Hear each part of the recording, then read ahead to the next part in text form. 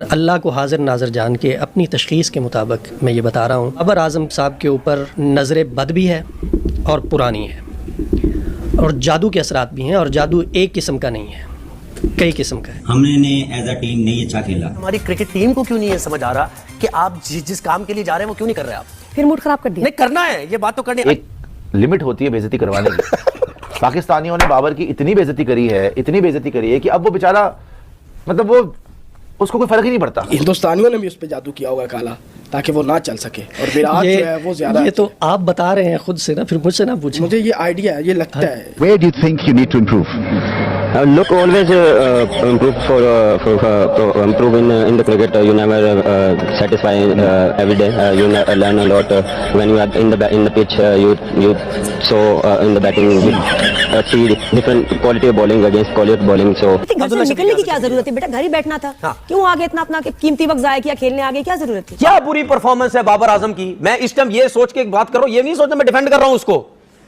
उसकी 4 साल की कप्तानी के पीछे लोग लगे रहे। ये फिटे हुए सुअर, ठीक है, ये ग्रोसरी वाले, मेरा बस नहीं चलता। यकीन करो, मैं वहां होता ना, मैं बेल्टे मार मार के ना इनके बदन सुझा देता। दंद कट रहे हैं। तुम्हारी 75 साल बहन का रिश्ता हुआ है जिसका कोई, जिसे कहते हैं वाली वारस नहीं था, और तुम्हारी दंद नहीं बंद हो रहे। इससे शर्म की क्या बात होगी? बाबर आजम को किंग, अरे भाई कहाँ का किंग है भाई? कौन से मुल्क का किंग है? हमें भी दिखा दो। इथियोपिया का किंग भी हो, वो भी इससे अच्छा परफॉर्म करे भाई।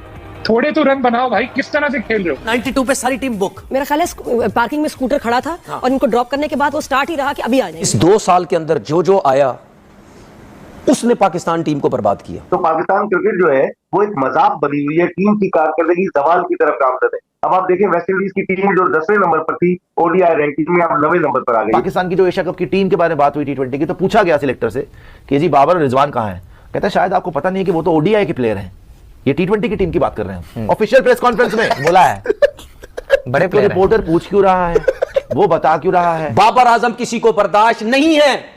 बाबर आजम पैसा कमा रहा है, किसी को बर्दाश्त नहीं है। कमर्शियल में काम कर रहा है, किसी को बर्दाश्त नहीं है। जिस ग्रोसरी वाले ने सबसे ज्यादा गंद किया है, जो सीनियर प्लेयर्स हैं, वो ही दांत निकाल रहे हैं। मैं तो इनकी शक्लें देख के हैरान हो रहा, और वहां पर मुझे गुस्सा चढ़ा हुआ था। प्लेयर है भाई, आउट ऑफ फॉर्म ही है ना, क्या हो गया? इतने बड़े इल्जाम क्यों लगा रहे हैं उनके ऊपर? उसी पिच पर 40 मिनट में कांटे निकल आए, या किसी ने कोई बारूदी सुरंगें बिछा दी कि हमारे बैट्समैन जब गए तो डर के मारे खेल रहे थे, और जिस तरह से वो बैटिंग की उन्होंने।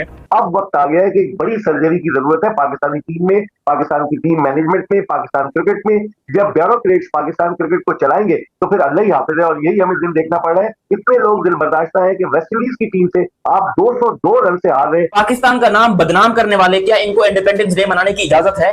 क्या इनको खुशियां मनाने?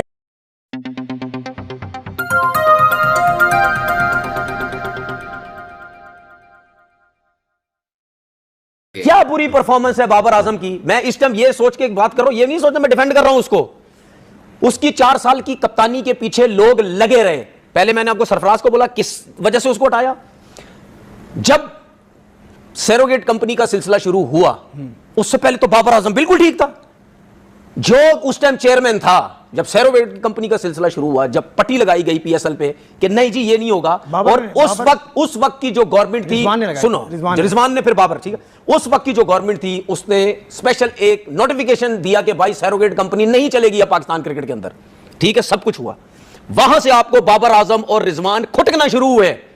क्यों वहां से शुरू हुए? ये पावर, इन दोनों की पावर है, ये फलाना एजेंट है, वो इनको मना करता है, ये टीम लेके चल रहे हैं दोनों, इनके हाथ में टीम है, ये दोस्ती यारी बना रहे हैं। फिर उसके बाद इंजी भाई भी सिलेक्टर थे, इंजी भाई भी इनके साथ है, ये सब कुछ। अच्छा सुने, उसके बाद जब इंडिया में ये वर्ल्ड कप हुआ, उससे पहले सेंट्रल कॉन्ट्रैक्ट के मसले मसाइल शुरू हुए। नहीं कर रहे थे सेंट्रल कॉन्ट्रैक्ट के मसले मसाइल, नहीं हो रहे थे, स्पॉन्सर के पैसे हम ही नहीं दे रहे, वो कमीशन प्लेयरों को नहीं मिल रहा। उस पे भी बोला गया ये दो बाबर और रिजवान जो है ये मुश्किल डाल रहे हैं, जिसकी वजह से इंजमाम उल हक साहब को बोला गया कि भाई जाके कॉन्ट्रैक्ट साइन करवाएं।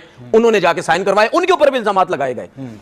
ठीक है, इस तरीके से टॉर्चर किया गया इन लोगों को, इस तरीके से लोग लगाए गए। टीवी पे बैठो, फ्रेंचाइज जब बाबर ने, मैं नाम नहीं लेना चाहता उस फ्रेंचाइज का, जब बाबर आजम ने जिस दिन वो फ्रेंचाइज छोड़ी उस दिन से उसके पीछे पड़ गए बाबर प्लेयर सुने। दरअसल की बर्बादी का आगाज अब से 2 साल कबल ही हो गया था कि जब मुख्तलिफ किस्म के फैसले किए जा रहे थे, फैसलों में मुस्तकिल मिजाजी की कमी नजर आ रही थी। कभी कोच बदलता है, कभी कप्तान बदलता है, कभी टीम का इंतखाब करने वाले बदल जाते हैं, कोई चीफ सेलेक्टर नहीं है, और फिर कभी कभी जो लोग मशवरा देते हैं पीसीबी के चेयरमैन को, वो उनको गलत राह की तरफ लेकर चले जाते हैं। कभी चैंपियंस कप होता है, 50 लाख रुपए महाना दिए जाते हैं, कभी कुछ होता है, कभी कुछ होता है। तो पाकिस्तान क्रिकेट जो है वो एक मजाक बनी हुई है, टीम की कारकर्दगी जवाल की तरफ गामजद है। अब आप देखें वेस्ट इंडीज की टीम जो 10वें नंबर पर थी ओडीआई रैंकिंग में, अब 9वें नंबर पर आ गई। पाकिस्तान चौथे से 5वें नंबर पर चला है।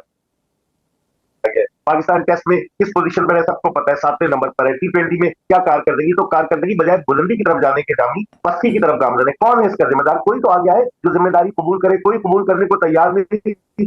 नशिस्तन गुफ्तन बर्खास्तन वाली बात है कि कुछ दिनों के बाद जख्म मुंजमिल हो जाएंगे, कब भूल जाएंगे। मेरे ख्याल में इस वक्त जिस 9 जून को गुज़िश्ता बरस मोहसिन नकवी साहब ने कहा था कि सर्जरी की जरूरत है, अब वक्त आ गया है कि बड़ी सर्जरी की जरूरत है पाकिस्तानी टीम में, पाकिस्तान की टीम मैनेजमेंट में, पाकिस्तान क्रिकेट में। जब ब्यूरोक्रेट्स पाकिस्तान क्रिकेट को चलाएंगे तो फिर अल्लाह ही हाफिज है, और यही हमें दिन देखना पड़ रहा है। इतने लोग दिल बर्दाश्त है कि वेस्ट इंडीज की टीम से आप 202 रन से हार रहे हैं, जो पाकिस्तान के लिए बड़ी शर्मनाक बात है। हमारी क्रिकेट टीम को क्यों नहीं है समझ आ रहा कि आप जिस काम के लिए जा रहे हैं वो क्यों नहीं कर रहे? आप फिर मूड खराब कर दिया। नहीं करना है, ये बात तो करनी है। अच्छा वो मैंने आपसे कहा था 0090 क्या था वो? पता नहीं क्या था। हाँ वो कहता है वो पिन कोड है, पिन है आपका। हाँ ये देखे ना आप 0090 कितना एक इसका रिदम आ रहा है। हाँ। साइम अयूब 0, ओके, असद शफीक 0, वाह, बाबर आजम 9, वाह, मोहम्मद रिजवान 0।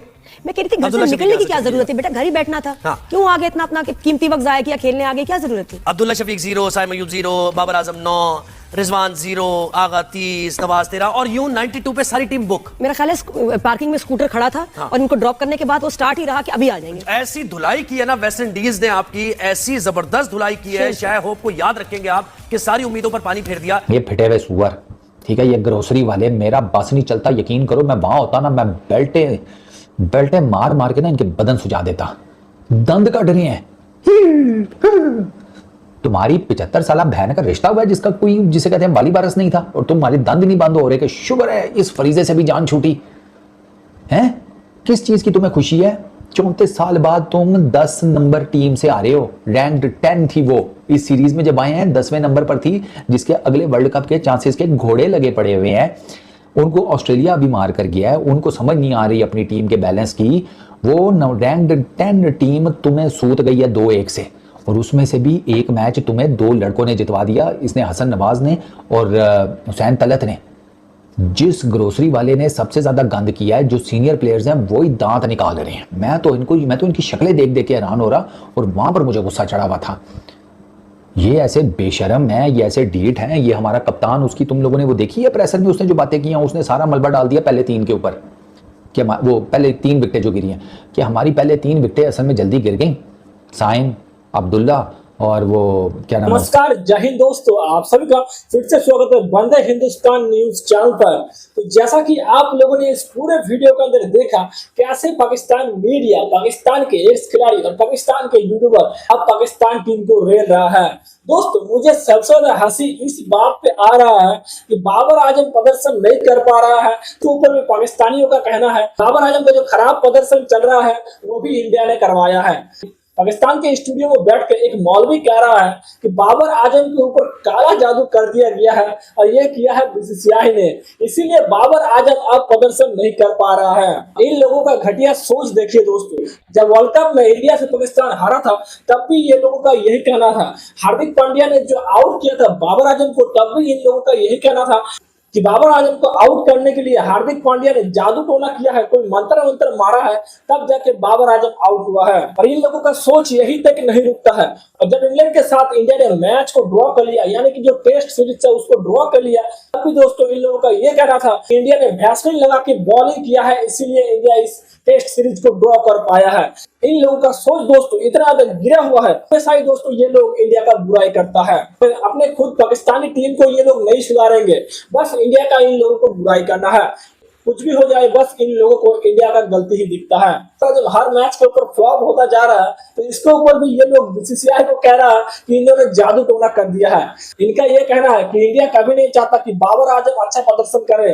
तो गाइस, जैसा कि आप लोगों ने इस पूरे वीडियो के अंदर देखा वेस्ट इंडीज के साथ पाकिस्तान सीरीज हारने के बाद कैसे पाकिस्तान के एक्स खिलाड़ी, पाकिस्तान के यूट्यूबर और तमाम पाकिस्तानी पब्लिक अब पाकिस्तानी टीम को गालियां सुना रहा है। गाइस, इसके ऊपर आप लोगों का क्या ओपिनियन है? आप लोग अपना एक कमेंट इस वीडियो के अंदर जरूर लिख कर जाइएगा।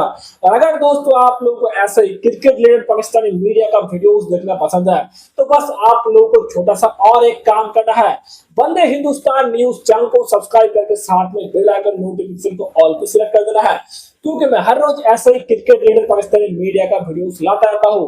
तो चलिए दोस्तों, मिलेंगे और एक न्यू वीडियो के साथ। आज के लिए बस इतना ही। जय हिंद, वंदे मातरम।